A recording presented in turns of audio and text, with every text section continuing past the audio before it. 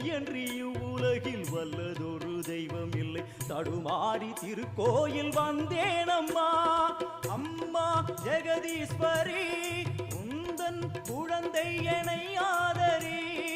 அம்மா ஜெகதீஸ்வரி உந்தன் குழந்தை என்னை ஆதரி. நீ வந்து தாயாக என்னை தாங்கணும். உன் மடி மீது தலை வைத்து நான் ஏங்கணும். சலனங்கள் இல்லாமல் மனம் தூங்கணும். மனம் தூங்கணும். மனம் தூங்கணும். எங்களுக்கு குறையும் உண்டு, அதனை நான் அழுது சொல்லலாம்.